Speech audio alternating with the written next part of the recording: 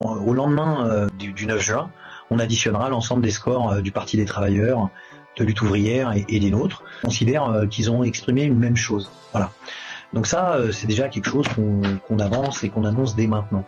En fait, on pense que c'est pas parce qu'on se présente aux élections européennes que en fait on ne pourrait pas, pendant la période des élections européennes, en fait on peut faire des choses ensemble. C'est comme si on disait, en fait pendant les élections européennes, on va plus se battre ensemble dans la boîte dans laquelle on est avec des camarades de Lutte ouvrière ou du Parti des travailleurs. On va pas proposer des manifs communes. Enfin, vous voyez, c'est donc nous on se dit, mais en fait c'est un moyen qui est assez phénoménal de pouvoir faire une expression commune, y compris de dire sur la question de la guerre, sur la question des migrants, sur la question des frontières, sur l'internationalisme. On pourrait dire des choses ensemble.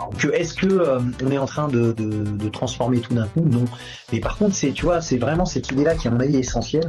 Souvent, on dit les révolutionnaires, ils rêvent. Alors moi, j'ai rien contre le rêve, mais en fait, on est super réaliste.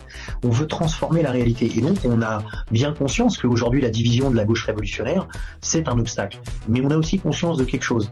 C'est que c'est pas en se mettant d'accord dans un coin de table qu'on arrive à faire des vraies unités. On considère que, y compris dans le cadre d'une campagne où on se présente séparément, le fait d'être capable, dans une situation qui semblerait l'idoine pour faire des choses en commun, proposer ça, c'est déjà un peu une démonstration de ce qui est prioritaire et secondaire par rapport aux autres. Et je te le redis, pour nous l'objectif, on pense que c'est une aberration qu'aujourd'hui la gauche révolutionnaire, y compris sur le terrain électoral, soit reléguée à des scores de témoignages. Voilà. La situation, elle a empiré depuis 20 ans.